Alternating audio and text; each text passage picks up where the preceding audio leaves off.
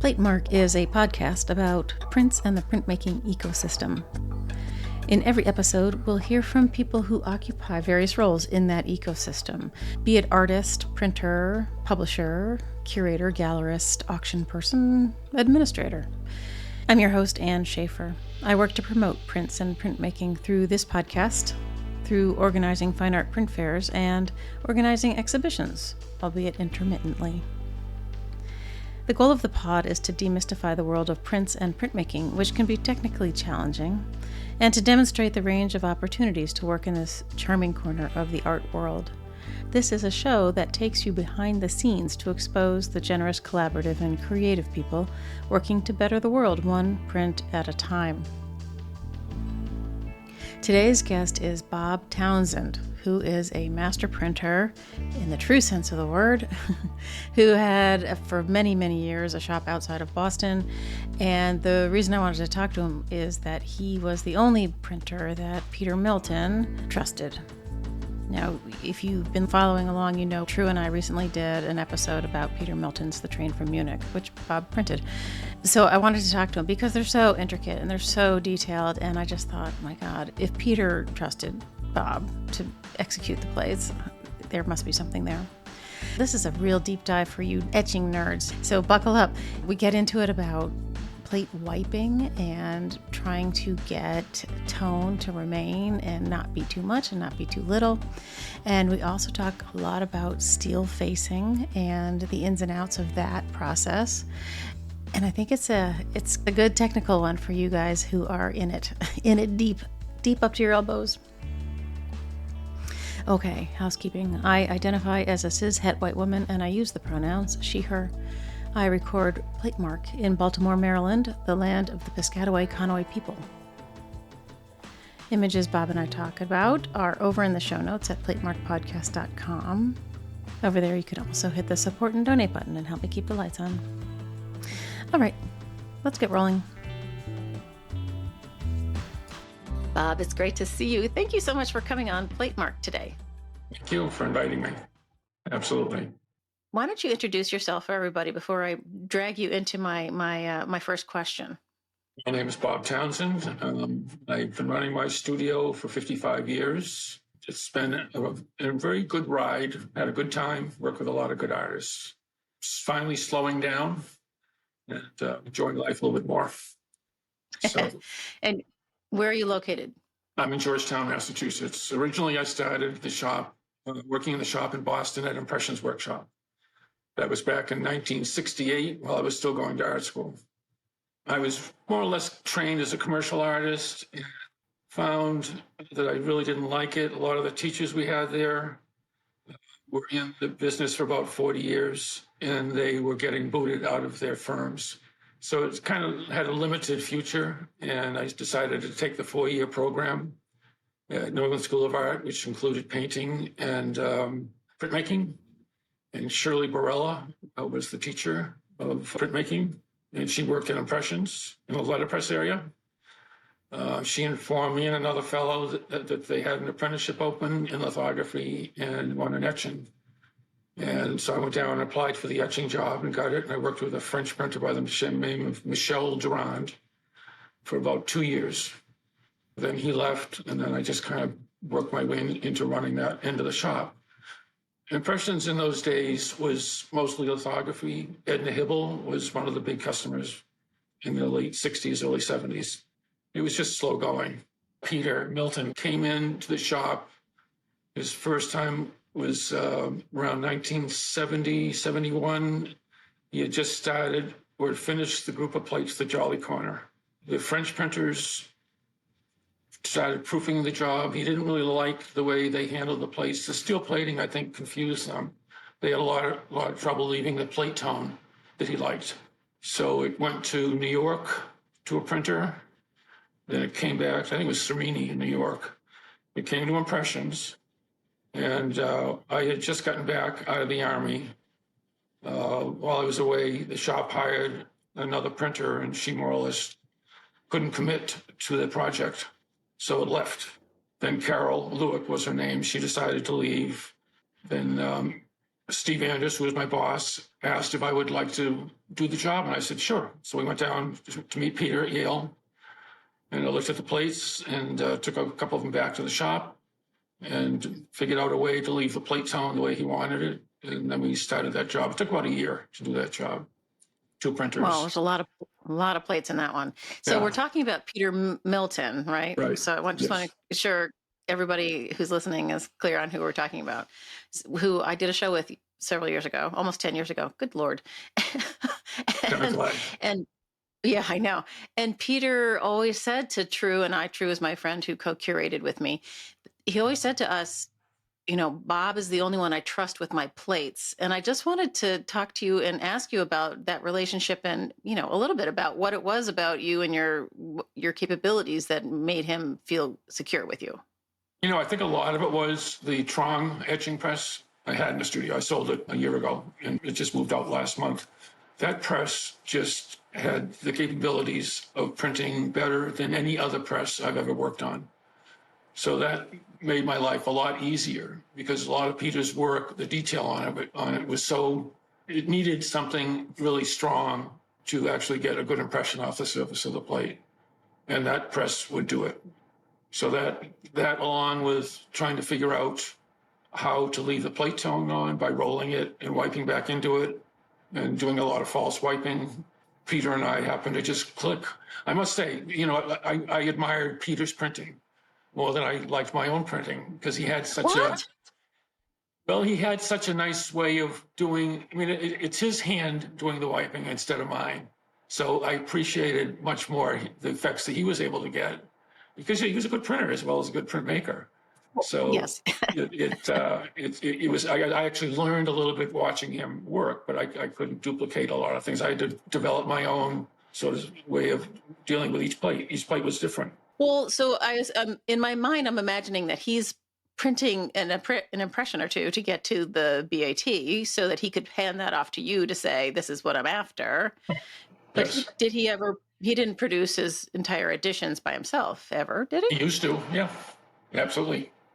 Before I started working with him, absolutely, yeah. When we went to visit him in New Hampshire, he showed us, the inking turntable top stand that he had for inking. Yeah, swirls it around, yeah.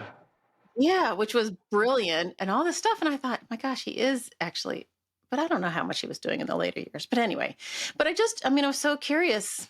When I look at the prints that you printed for him, I imagine that they're pretty tightly wiped, which means for everybody who doesn't know that you basically clean all of the surface ink off so that it's very, the line and white. But you're saying there's a lot of nuance in the plate tone.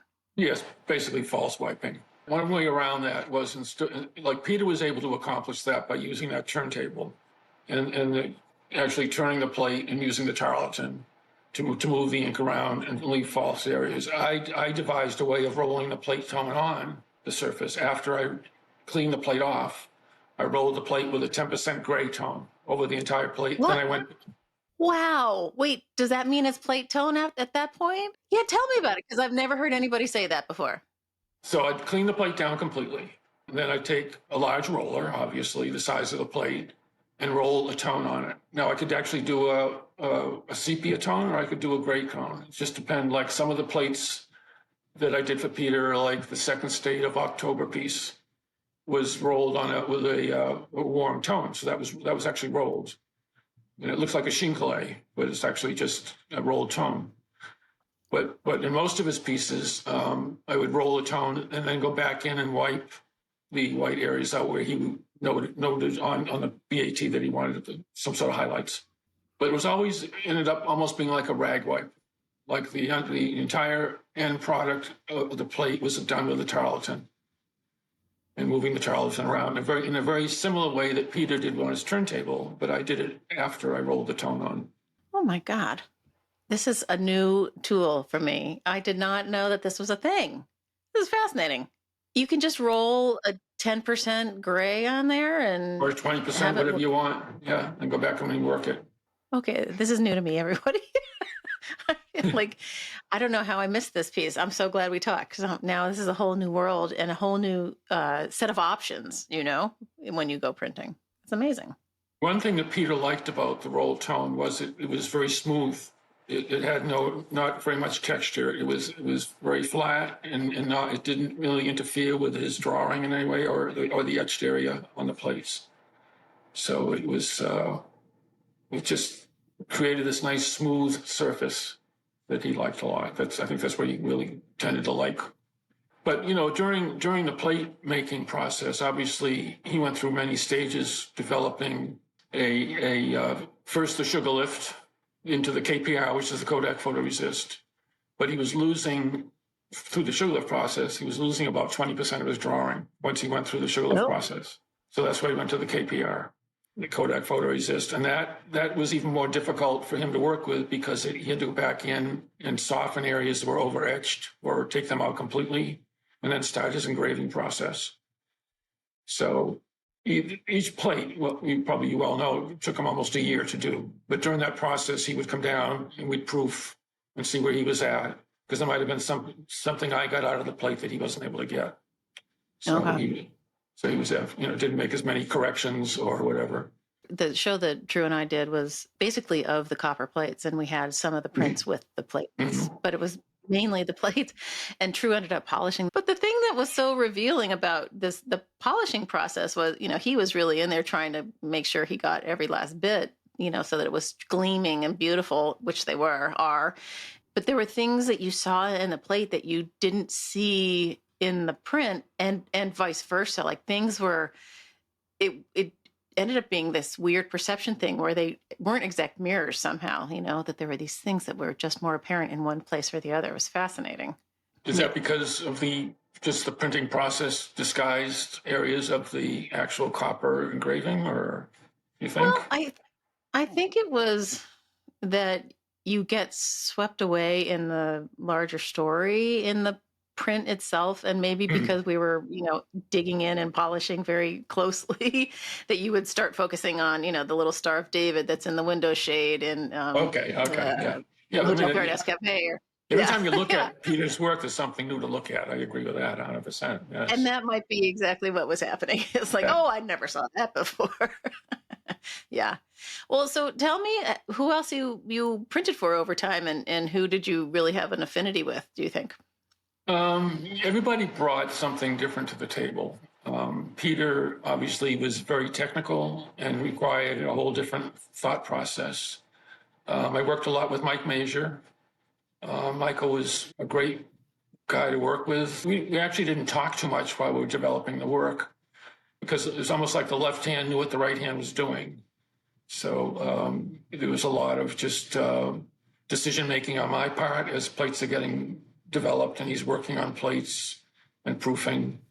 And I learned from him as much as he had been in doing monoprints and monotypes and etchings. He learned from me. So it was like this really joint effort of working together, which I enjoyed tremendously. I really miss the guy. He was just one of those people that was really friendly, fun to work with.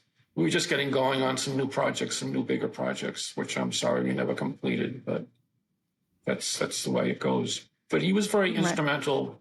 Michael was commissioned by MIT to do the large Wake Me Day, Wake Me Night series of monotypes. So at the time, at Impressions, I was renting the equipment. Steve Anders had shut down his end of the operation, and Paul McGuire bought out the litho end, and I bought out the etching end. But we rented all the equipment and stayed in the physical space. So Michael came along with this project, and the end print was 72 inches by 24 feet. What? It's a huge print. So in order to accommodate that, I had to enlarge the press bed, but I didn't own the press.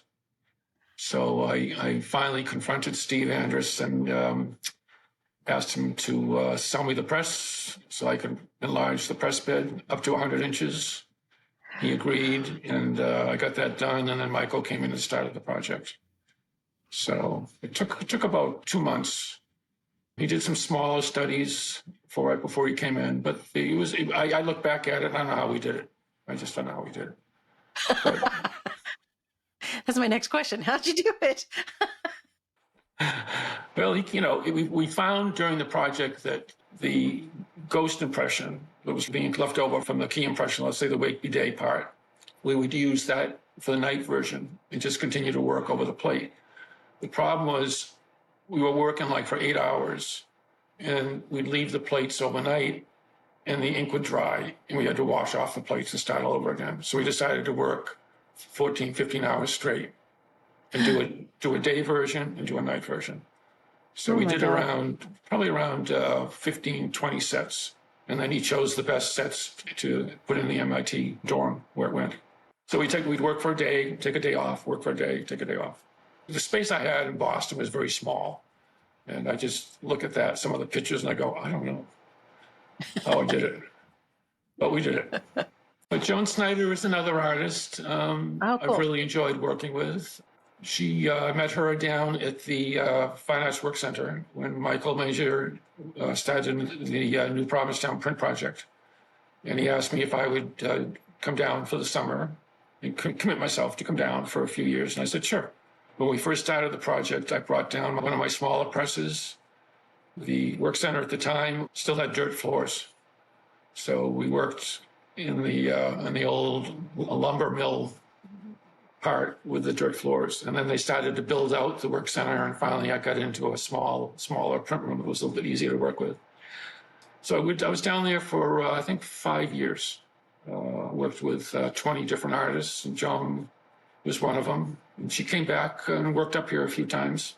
I just got finished doing a plate for her right during COVID, so she wouldn't come here. So it was I call it my Zoom print with Joan.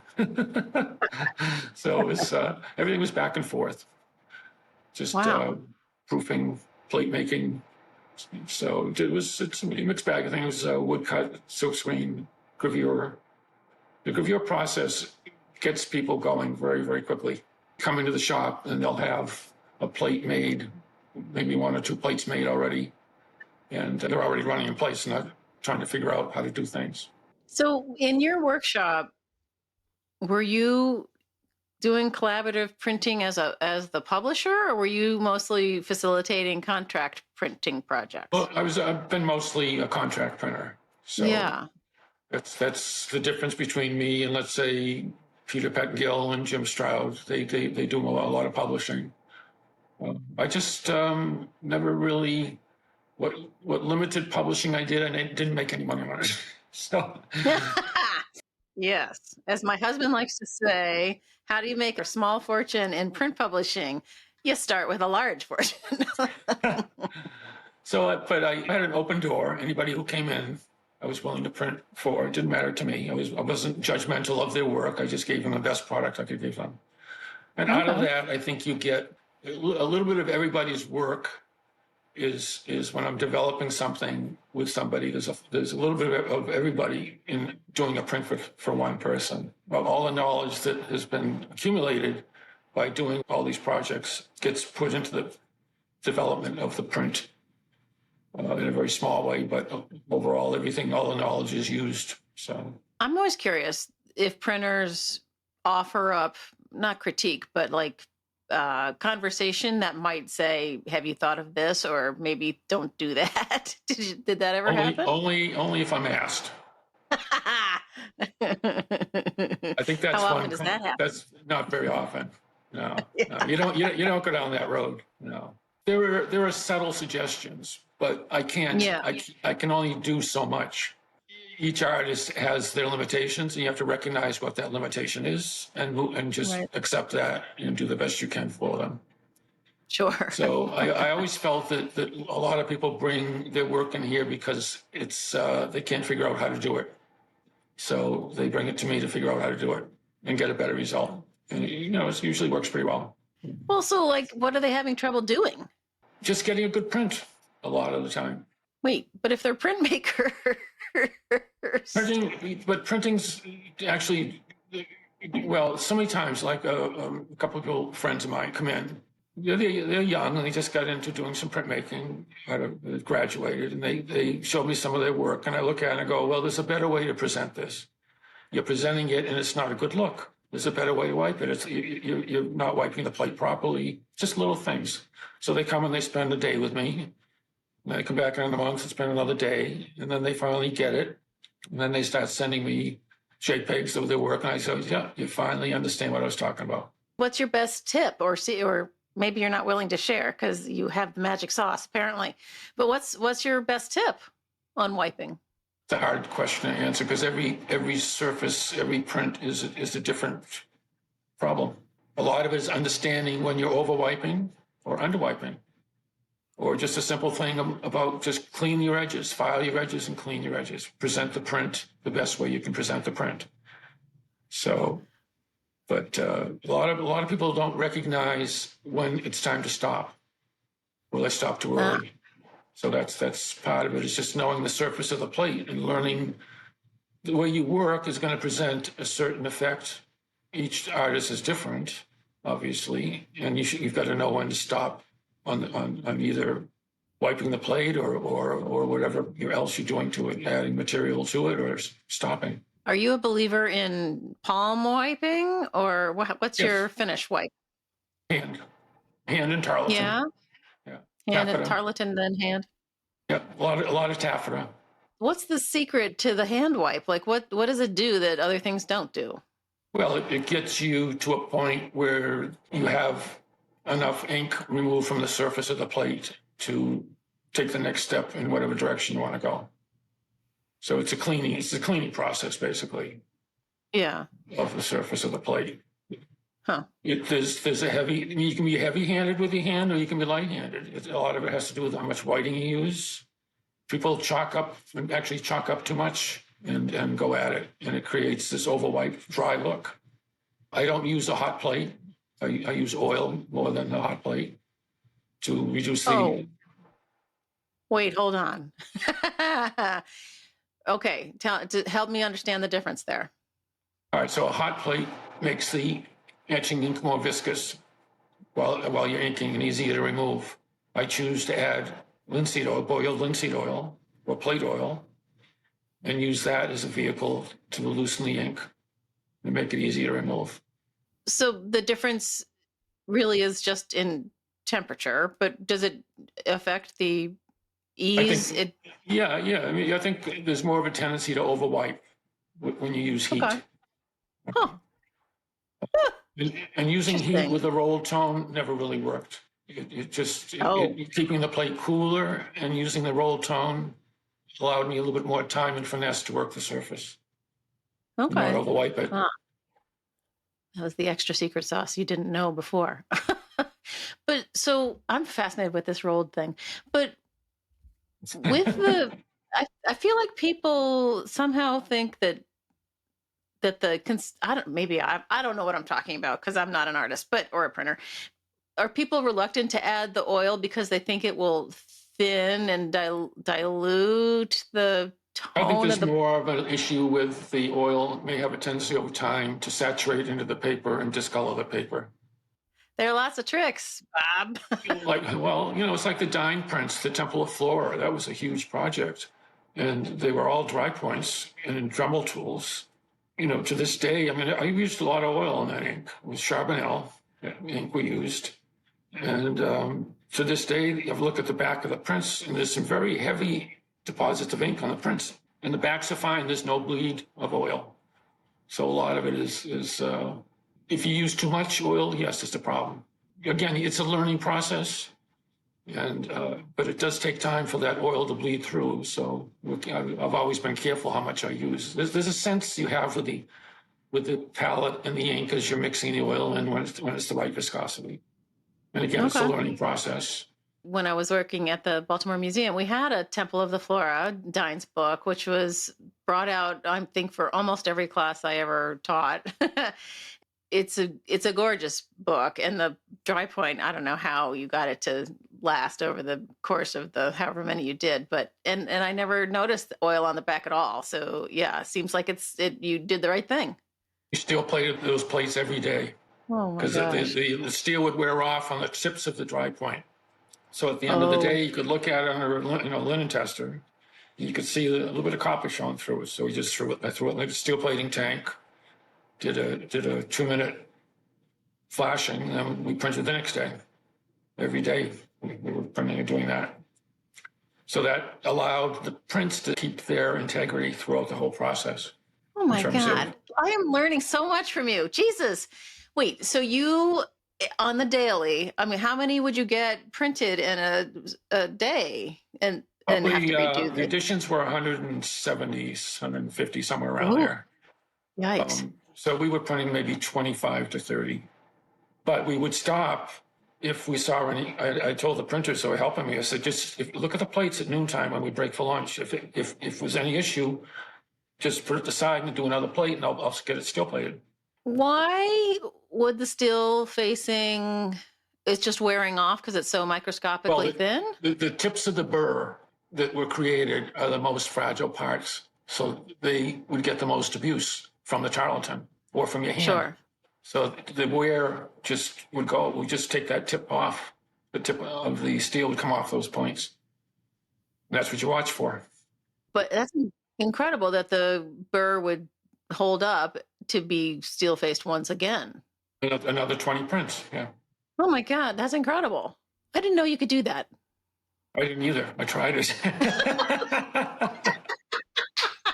Gosh, what else do I need to ask you about that I don't even know I need to ask you? Holy cow, you've answered so many questions I've always had. That's amazing. I knew we had to do something because I didn't strip the plates and reface them, which would have been more dangerous to do that like multiple times. I just said, screw it. I'm just going to run it through the steel plating tank and just put another day's printing on the plate. And it worked.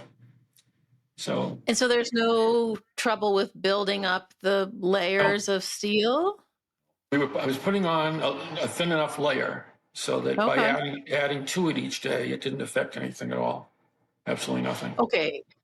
Question number 25,000. How do you control how thick or how much steel is going on? How does that work? All done by a rectifier and the current you run through the solution. Whoa.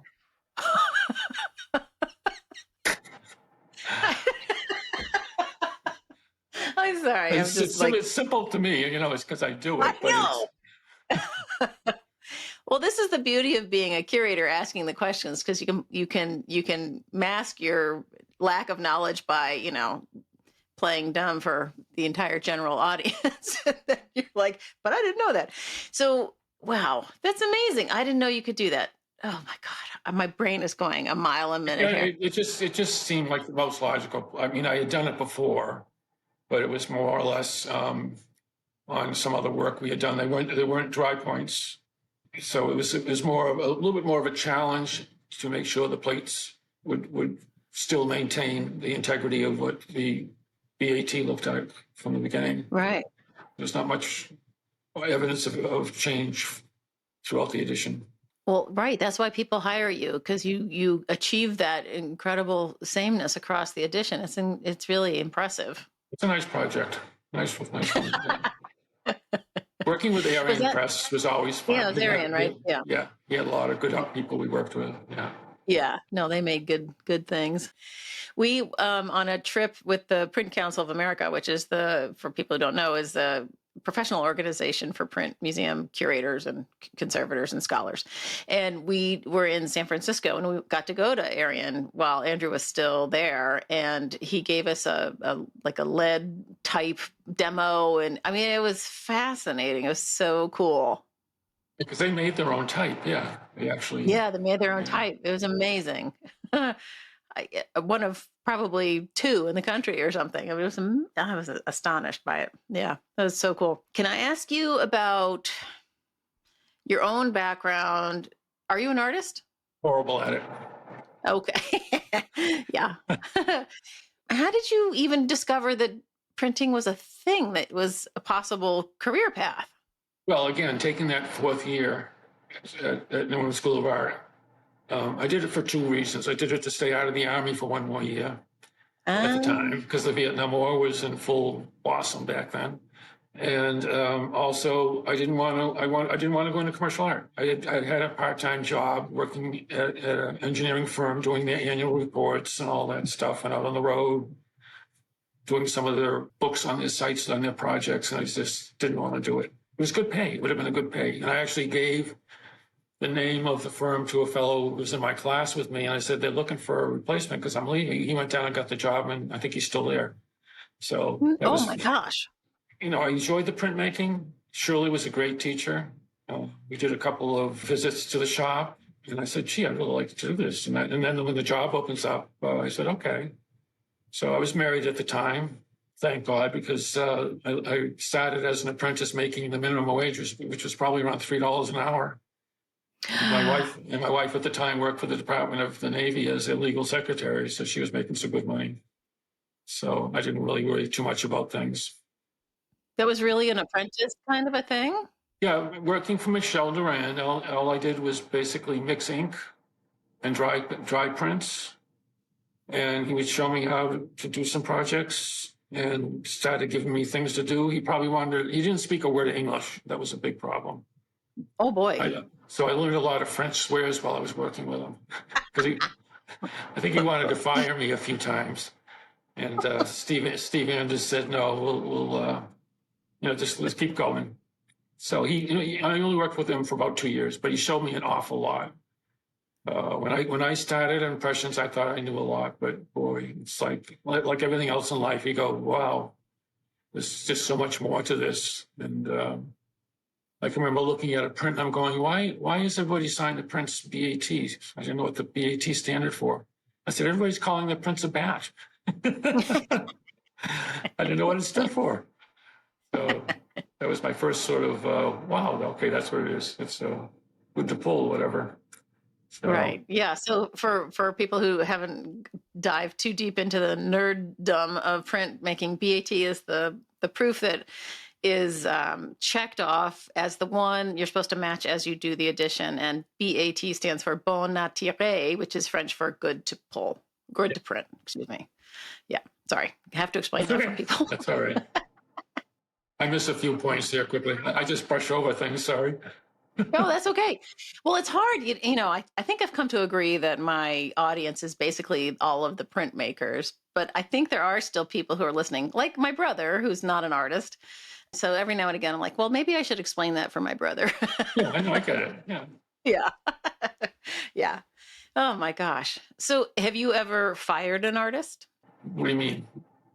They would fire me before I would Just fire sort of them. come to an agreement that you're not the right person for the job and said, go away. No, I think it usually becomes, there's been a couple, I'm not successful in everything I do, that's for sure. And there are certainly some regrets that I wish I had done things a little bit differently. I think both the artist and myself realize we get to a point where I can't help you. And some of it is just their unwillingness to make the job easier to do or do it the right way, instead of pushing it in a direction that is almost impossible to do. And when I get to that point, that's when I kind of wash my hands, say, I can't do this. So to save you money, let's just stop here. You kind of realize that very quickly. The only problems I've had occasionally are because the artist didn't want to take the time to do it the right way. And that's when I just say, no, I can't do it that way. So that's the end of it. It So, but is there always a right? I mean, I'm sure there's a most expeditious, reasonable way, but aren't we supposed to encourage experimentation? I don't know. You get put in a spot where they're asking you to do something, it's going to fail. And I just refuse to go down that road. It'd be a failure, so I just cut the cord to stop that from happening. Right. Because all it takes is like one mistake, and then it takes like 20 good jobs to make up for that one mistake that you should have stopped. Gotcha. So I'm very careful about that. Okay, well, that's fair. Do you ever print in color? Michael Mazur, all of his work is color. Donald Sultan, a little bit of color work on his, obviously. Okay. Andrew Stevovich, a lot of his work was all color. Obviously, Peter was colorblind, so he didn't do too much in color. No. Which I found amazing when he told me that. But, I know. He did love telling people that. The only thing I don't think I would be good at is viscosity printing. That's probably my biggest weakness. I never liked doing it, and I didn't encourage myself to do it or anybody else to do it, so I just stayed away from it. Okay, So, but let's all recall your earlier statement about rolling tone across the surface. yeah, but that's not multiple levels of etched areas, like using a soft roller and a hard roller. The true viscosity printmaking is done. So, Sure. You had like one toe in it, though, I think. yeah, but something I could control. That's all. That's the Oh, difference. You tend to stay away from things you don't like or you don't think you'd be good at. So that's one yeah. area I stayed away from. You probably don't know this about me, but hater is one of my special research areas and interests. Yeah, so I had to dive pretty deep in on the viscosity thing, Right now. and it was very instructive. Like, I didn't really know anything about it before I started looking at him and his work. And True and I sort of figured it out on our own because he'd never been trained in that either. But it was really fascinating. I was like, why is this working? This shouldn't be working. Yeah, it's very technical because it does come down to obviously the different amounts of reducer you put in the ink Right. and the softness of the roller. It's almost like a pain in the ass. I looked at it in that respect. I think it is, it's a little bit improvisational, but not improvisational. It's kind of a strange corner of intaglio Not too printing, many isn't it? people did it either. Yeah. The discipline was not something that was well used by a lot of people. So Right. So you're still taking jobs or are you mostly retired? mostly retired right now. It was Yeah. something, once the big press got sold, I was glad to see it go. It was very difficult to let it go. I've had it for 50 years. And I have another press here that is basically the same age as that, early 1900s, big old cast iron. It's not a 100-inch press, but it's a 72 by 42-inch press. So it's still a big press. I don't know. It just, you kind of get to a point where I don't know why I'm at this point. Maybe because of the health issues I have right now. There's not a lot of, you certainly can't put in a 6-hour day, 7-hour day anymore. So it's kind of, I pick things I like to do. And right now I like getting outside, working outside, or whatever jobs that come in. I help Don Gorvet, a friend of mine who does reduction woodcut. So I help him out quite a bit. Go down to his shop in Gloucester and work with him. You're helping him print? Yes, yeah. Oh, Plus, wow. I got a lot of his blocks here, Oh, you do? but they're black and I white. like, So most of the oh, okay. time, if I'm helping him out down in Gloucester, he's in the middle of starting the reduction process, starting the printing. So he tends to do editions of 25, and usually, ask me to come in and start helping. I'm always doing the 10 to 12 colors. It's unbelievable. Again, it's a discipline that not many people do, the reduction process. Yeah. So it's fun to watch him work. Yeah. 12 stages or colors that sounds like a lot. Plus, I love his studio. It's in an old marina, and I love boats. So I love Cool. looking out the window at the boats, which I don't have. I used to have a boat. I don't have anymore. But Don's a good friend. Good friend. He seems like he makes a lot of work. It seems rapidly, but maybe I'm just, Yeah, he does. Yeah, but yeah. each image takes up to 2 months to do. So Okay.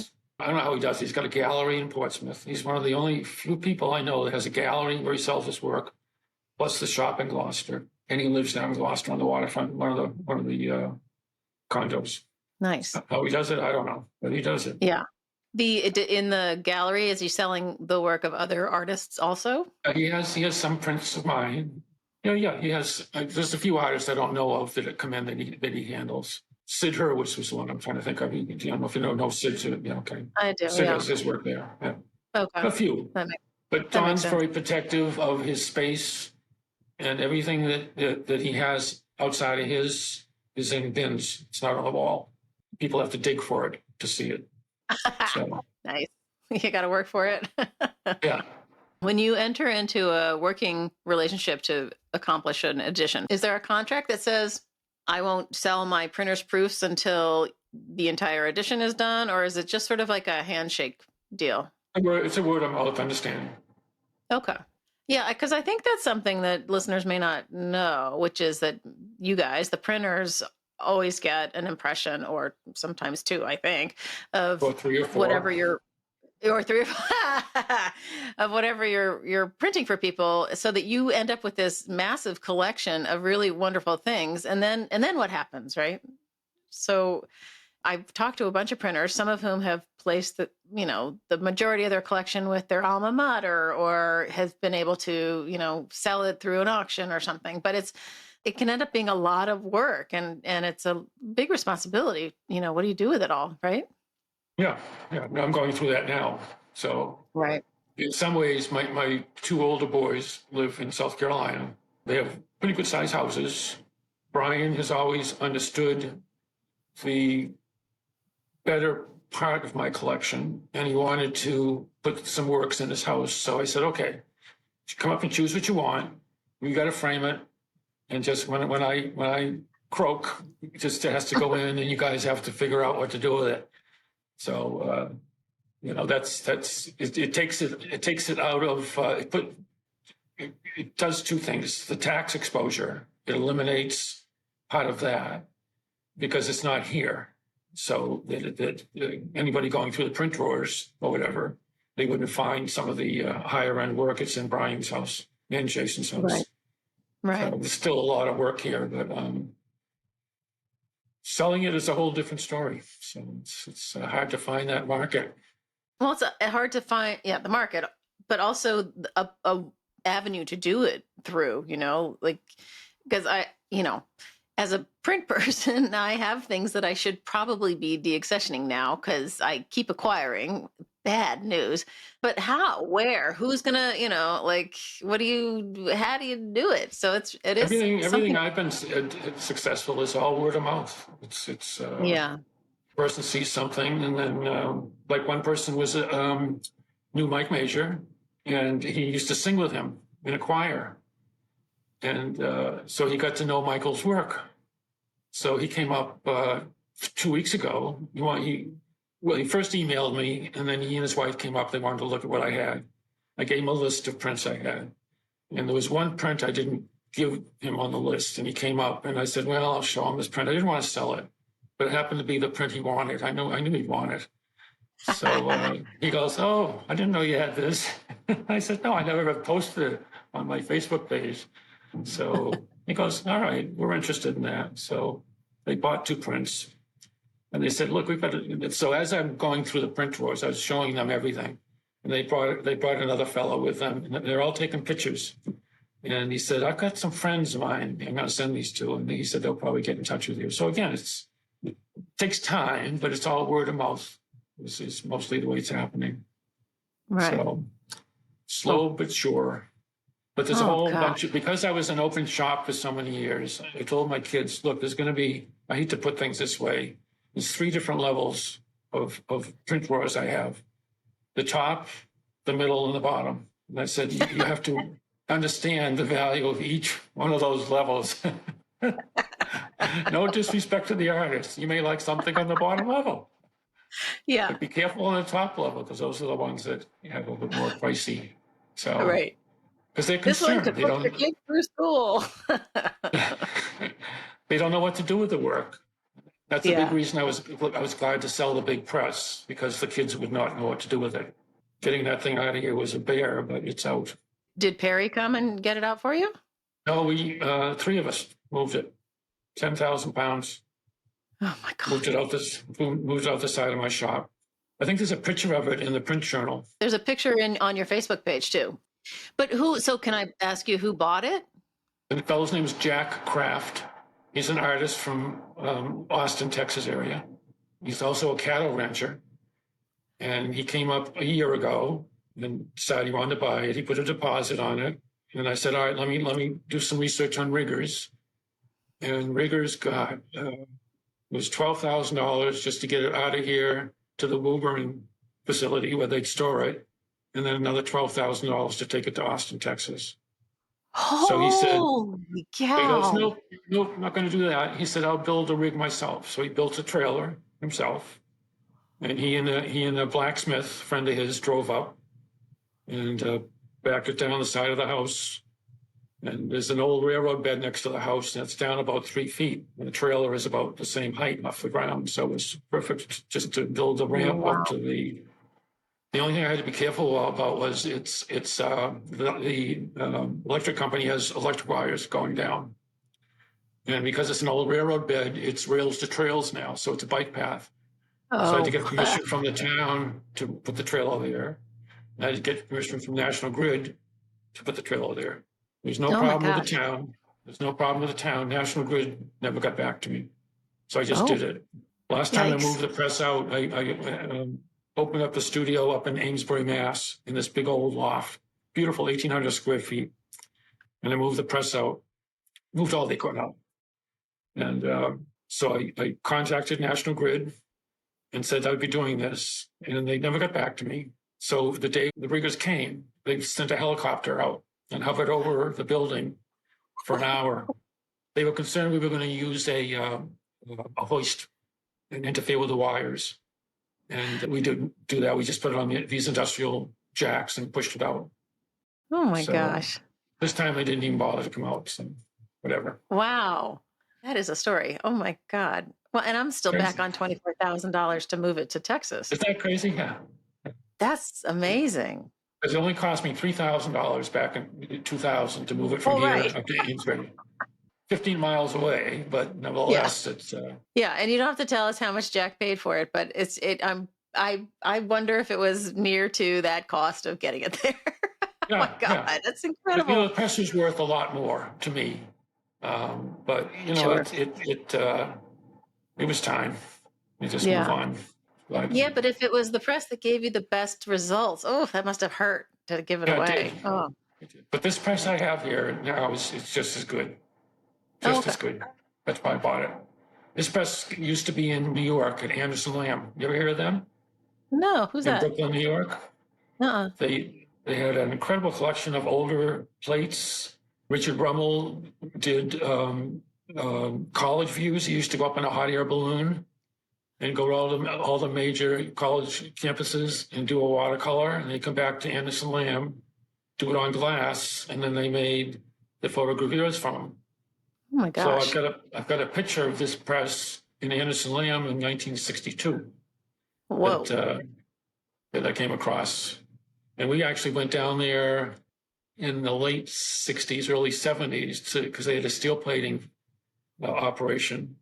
And we wanted to see how they did it, which we ended up buying a rectifier. They had all these light bulbs on the wall, and they created the resistance, maybe 100 light bulbs. And the circuit went down into the steel plating tank. And depending on the resistance they wanted, they would turn on all these light bulbs or shut them off. Oh my That was the God. current. That was the current that went into the tank. So it was like this incredible glare of lights while they were doing this steel plating. That'd be a great scene for a movie somehow. But this press was in the corner there. And then Anderson Lamb went out of business, and Paul Victoria's prints bought half the collection, and Tony Cardinelli bought the other half. And I started printing for Paul Victoria, so I got all those plates to print here for years. And then Tony Cardinelli had this press, and I bought the press when he went out of business. I went down and bought 3 presses from him. Unfortunately, the riggers, when they were bringing the presses up, they were coming through Connecticut, and the trailer got in the soft shoulder, and the press weighs around 5,000 pounds. So it started to bounce, and the legs gave way, and it went off the trailer. So when they came here, they had a tarp over the press. And I'm looking at the riggers. I'm going, what the hell? What's going on here? The guy just looked at me and he pulled the tarp off. And I go, this is the press I went down to buy. I just packed up the other 2 because they were there and I wanted them too. And so I go, oh my God. I mean, it's a cast iron press, so it's hard to fix. Right. So, but I got the insurance settlement on it. And I found this guy next town over who agreed to put the thing back together. So he got the whole cast iron cherry red and put metal plates on the legs that broke. And it's a stronger press now because of that. But it took a while to get that done, about a year. Oh my gosh. But it was heartbreaking seeing that press. Oh my The God. legs. Plus, it had this great big wheel that just got completely destroyed. I couldn't rebuild that. Oh But my I goodness. put a motor on it anyway, so it didn't really matter. Right. Oh my God. Is it hard to convert manual to motor and vice versa? Is it I've always worked with motorized presses, so I probably would have gotten out of this business a long time ago if I didn't have motorized presses. Right. I think Peter Pettingill's had shoulder surgery twice, I think, Yeah. because of that. I wonder about the screen printing guys with the squeegees, I mean, I don't know. Anyway, I suppose if you are doing it, you probably get one of those arms that does it for you, Yeah. Yeah. There's always a way around it, I guess. All right. Well, is there stuff coming up that you want to share with us, or are you happy in your helping Don at the shop kind of a situation? Well, that's about all I'm doing. It's You deserve it. Yeah, I kind of look at it that way too. I mean, I still want to print a little bit. What I've found is that the longer I'm away from this, the harder it is to get back into it. I'll stand in front of a plate and go, geez, this used to be a lot easier. And, I have to think a little bit more about how to go about things. I used to get a kick out of Peter Milton because he used to, at certain points, he would actually sell out his complete editions. And he got to a point where he'd only print half of them. And then he'd come back to me 5 years later and say, can we finish out that edition? And going, Peter, it's going to take me a week to figure out what the heck I did on this plate just to print this again. And I wasn't successful on a lot of them. I said, I can't do this. Plus, he was a little reluctant to pay for another week of getting the plate running again. Right. So I spent a couple of days. If I couldn't get it going in a couple of days, we just would put it aside. But I think one thing that happened to him that benefited his work a great deal, I finally convinced him to take the Mylar drawings that he did and make the plates using the gravure process. That was your idea? Yeah. So he decided, he was reluctant to do it for a while, but I said, look, it'll give you more of a continuous tone effect because it reads the density of your dot that you create. So he did it, and it saved him probably about 2 months' work on the plates. There was less engraving that he had to do. Even his work in Photoshop that he was doing, in terms of some of the output in collaging he was doing in Photoshop, the gravure process couldn't read the information, and I couldn't make a plate, so he went to John Goodman, because John works basically with photographers, and John's very good at what he does. I would basically just take the gravure process, and whatever I get out of it, I'd use it. And anyway, I wasn't really at that looking to get the perfect remedy out of it. But John had a problem making the plates too, and after that, that's when Peter basically went into just doing all the work in Photoshop. After that. Oh, and doing the digital outputs. Yeah. Oh, okay. Because you guys couldn't get what he was doing in photo. Oh my gosh. Got so anal in terms of the detail. Yeah. And he was almost tempted to go back and loosen up a little bit, but he never did. He just kept working. Because they kept improving the Photoshop process and kept giving him more and more ability to define things. Right. So some of them, they're beautiful drawings, but it's just, I was sad to see him go that direction. I know. Well, I was too. And, he would sort of talk about it as though it was just, the next part of the evolution of image making or something. And I always lamented. I didn't agree with that. Exactly. I mean, it is a lot of work. Obviously, he puts a tremendous amount of work into it, but I still want to see your hand, Bob, your hand on the plate when, you're inking it. Like, I don't know. If you're a printmaker, make prints, man. He was good at it. Yeah. But he was struggling with his site still. Even when I was working with him in the later days, he still was struggling with his site on it. Yeah. Yeah. I mean, I think he's still doing a little bit, but certainly not what he was when he was, a younger man. So having the large press was Jim Dine was a visiting artist at Harvard, and I knew a couple of people that worked there, and I said, come on over and meet him. So once I met him, I said, why don't you come to the shop? So he came over, looked at the press, and said, okay, I can give you some work. So there was, first print I did for him was Storm, it was Sea of Aquatent or something. It's a fairly large dry point of a pine tree. And then Pace Editions came up, I forget the fellow's name. Well, there's Dick. Yeah, that was Dick, yeah. Is he still there? Yep. Yeah, wow. Yeah, Dick Solomon. Mm-hmm. Yeah. So they dropped off another group of prints, and then when I was working down at the graphic studio at the University of South Florida, there was another job that I did down there with them. So then it got to a point where I made a commitment to Mike Mazur to do as much work I could do for him the last 2 years of his life. And Jim called in the middle of one of the projects and had something for me to do. And I said, I can't do it now. And he didn't like that. So that was the last time I worked with him. Jim is an interesting cat. Yeah. Yeah. He's very likable, but I feel like I need 3 of me to actually work with him. Yeah, exactly. It's unbelievable. He's so good at what he does. It's amazing. I know. When you were at Graphic Studio, were you working on a side view in Florida, the big skull? No, that was done a little bit after I left. Deli Sacciolato came in. I was there as an interim printer there. They wanted Deli Sacciolato.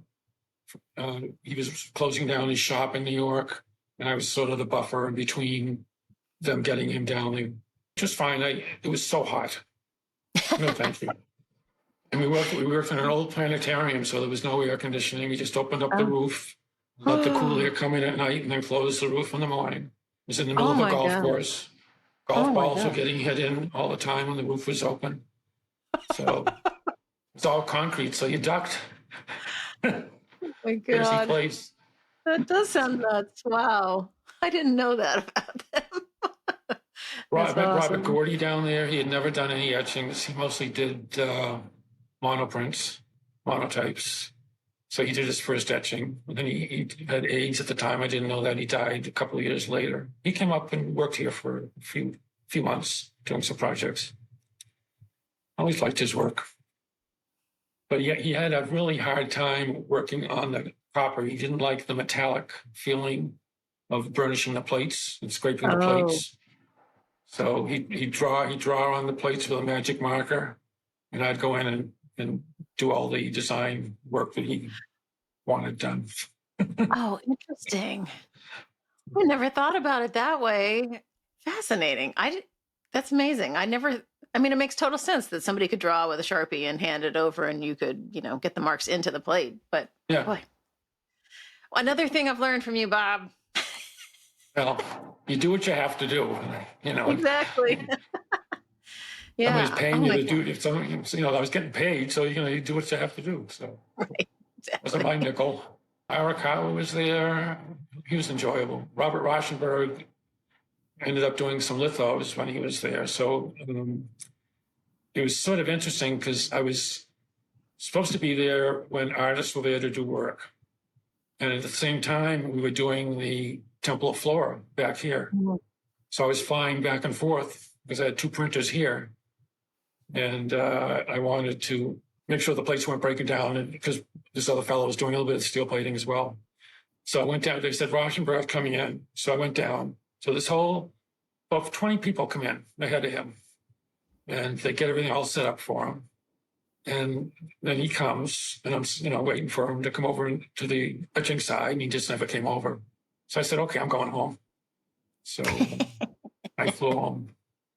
Oh, gosh. It was fun, but it was hot. It was just so hot down there. Never forget getting off the plane when I went down there to apply for the job. It was like August. And as soon as they opened the door to that plane, I went, whoa, this is unbelievable. Spoken like a true New Englander. But it was a good time. I'm glad I did it. Yeah, it seems like you've worked with a whole raft of really interesting artists, and you are known in the business for your deft touch. And what more could you want? Yeah, I know. I don't know. I think the only regret I have is I think I would have done better if I went to New York years ago. Whoa, okay. Instead of the press up in New York. You would have been miserable in New York, Bob. I know it. Well, we just had to start a family, so I said no, I don't do that because we probably have to live in Connecticut just to afford to be able to go down there and work. Yeah, but I was ready for that type of thing. So. Okay. Is there one project that you remember that was the most fun or the most challenging? Milton. No. All his work. It's just a mindset you have to put yourself in to prepare yourself to do his work. Because Right. Peter's here while you're proofing. He's watching everything I do. And I do things a lot different than the way he does it. So a lot of times he would look at me like, what did you do that for? Like just a simple thing like putting a plate tone on the edge. I'd roll it on. Just roll it. Get it nice and even. And he was able to wipe it on and get it nice and even. That's what I say. The difference about the way he printed and the way I printed, some things that he did, I really looked at it and go, I couldn't do that the way he did it. Right. Yeah. Oh, I'm fascinated by that new trick in my back pocket. That's amazing. Head is exploding. Oh my gosh. Well, Bob, I feel like we have covered a lot of territory, and I just want to thank you for coming on the show, because I've wanted to talk to you since the moment I started the podcast, and it's taken us this long to get us together. So I'm grateful you could do it. Yeah. Well, it's been, it's still having a few difficulties here and there, but I wanted to do before I forgot about everything. Oh, have you started writing any of this down? Maybe you should write a book. I have ever since I started printing, I have journals, notebooks that go back 50 years. So I can go back 50 years and look at a project in the notebook. They're all upstairs. My kids will probably just trash it, just No, trash it. no, don't leave. Oh my God, Bob. So what you need to do is you need to pack those puppies up and send them to the Archives of American Art at the Smithsonian. Oh, that's a good idea. Yes. I think people will be interested because it's hard to find, good, thorough notes by print. Like that would be a treasure trove for people. Pretty detailed, a lot of the stuff. I bet. Not everything, obviously. Most of it's just what I did for the day, and how, at the end of the week, I go through it and bill for the jobs that were being done at the time. Right. But getting into like Peter's work or like Michael's work or Joan's work, there was stages of what I had to do. Like this last print of Joan's, it took me a year to do. It's called Black Lake Redux. It's a beautiful print. It's something that I'm very proud of. It has more of my hand in it than I'd like, and that's because of COVID. But Joan trusted me enough to get this thing done, and it's a beautiful print. Lots of good memories. I'd like to do more. Please don't throw those journals away for posterity. And there's a lot of print shops that take, well, probably not so much anymore, but like Hayter, for instance, at Atelier 17, terrible at keeping records on who was there, what they, and so some of us are trying to piece it all back together now, 100 years later, and it's hard to do. Yeah. So please don't throw those journals away. I won't. Can I tell you two more stories? Yes, please. 2 more stories? Okay. Yeah. So I did 2 projects, one for the Mass Historical Society and one for the Mass Archives. The Mass Historical Society was printing Paul Revere's Boston Massacre. And this fellow, Julian Taverner, who ran Haley and Steel on Newbury Street, was distributing the prints. So I got a call from the Boston Herald. They wanted to come out and take some photographs of the project. And so I went through Mass Historical Society. They said, fine. And Haley and Steel said, fine, we need the advertising to sell the prints. So this guy comes out, takes some photographs. And when he was taking the pictures, I was holding the plate, and he happened to catch me at a particular time where it looked like I was dropping the plate. So the next morning, I go into the coffee shop, and the people are looking at me, and they're going, Bob, what have you done? I was on the front page of the Boston Herald that I was destroying American history. That was because the Herald had a issue with William Galvin, who was the Secretary of State, and he was running for re-election, and he approved the project. So for the whole week, I was on the first page, second page, third page, and then the fifth page. They found different experts, like I was stripping the plate. I had it steel plated. So they found some guy that says I was destroying the surface using acid. No. The other one with Mass Historical was at the end of World War II. The British government donated nautical charts that were done by this fellow DeBars. there was these full charts, big charts that the British used to navigate the east coast of the United States in 1775, 1776. And they remained in the basement of the Mass Historical Society for 40 years, 45 years, maybe longer. Map collectors knew they were there, so they asked me to come in and look at the plates. So I bring 2 plates out at a time. They insured like for $1 million a piece. So I went through 40 plates. Unfortunately, 20 of the plates, they were packed in cardboard, and the corrugated cardboard etched into the plate, the copper plates, and they were not usable. Oh, no. So the bottom line, what happened here, Julian Taverner had a line of credit with the banks, and he overextended himself because he was competing with Sotheby's and Christie's in New York at all the states that had been closing down and selling prints and paintings. So a friend of mine had a piece of work there, and Julian would have a weekend auction. And he said, he hasn't put up my piece yet. I haven't seen my piece. So he kept calling and calling. And finally, one of the ladies at Hand Steel said, Julian has left the country. He went home to England. Just picked up his family, left. Oh, no. So he said, the bank is coming in on Wednesday and locking the doors, and the whole thing's going to bankruptcy courts. So I called Mass Archives, and I called Mass Historical Society and said, whatever work you've got there, do you know that this is going on? They had no idea. So they sent out their trucks to pick up the inventory. And but he also sold an Audubon plate to a collector in Florida for like $80,000. Whoa. And I got it. I was doing that job for him out of an estate in New York as a bunch of restrikes that they were trying to raise money for this foundation that had some of their plates. So I did get a lawyer on that one just to protect myself because I didn't know who owned a plate at that time. Oh gosh. He sold it for $75,000. So that these 2 people just competing, like, that's my plate. I just paid for that. Anyway, I think they finally got Julian back in the country. I don't know what happened to him. Oh no. Crazy. Yeah. It's such a bizarre world full of people who are not ill intent. I mean, it's just the market part of it's so hard. I feel like artists should be free to create because they want to create, not because they need to sell something, Yeah, that's true. Yeah. Not a perfect world. No, it isn't. Oh gosh. All right. Well, it's hard work, but I enjoy it. Great stories, Bob. My God. That's great. Oh, well, thank you again. I appreciate you doing this, and I hope we can stay in touch. And absolutely. Yeah. Thanks, Ann. Thank you. It's been great. Well, if you've made it this far, congratulations. You've sat through a super technical one on printing etchings mostly, wiping the plates, etc. As you could tell, I find it fascinating. I'd like to thank Bob for coming on the pod. It was a pleasure to talk to him, and I really appreciate him doing it. So thank you, Bob. Also, a thank you, as usual, to my team, Dan Fury of Extension Audio for being my sound guy. Thanks, Dan. And a thank you to Michael Diamond for the use of his original music. And one to Skip Barnhart and Lee Turner, who sent me sounds from their studios that make up the intro and outro of each episode. As you know, if you've been following along, and I know you have been, you know that the images are over at platemarkpodcast.com. Also over there's a bunch of other stuff you can do. You can leave me a message, tell me who you want me to talk to.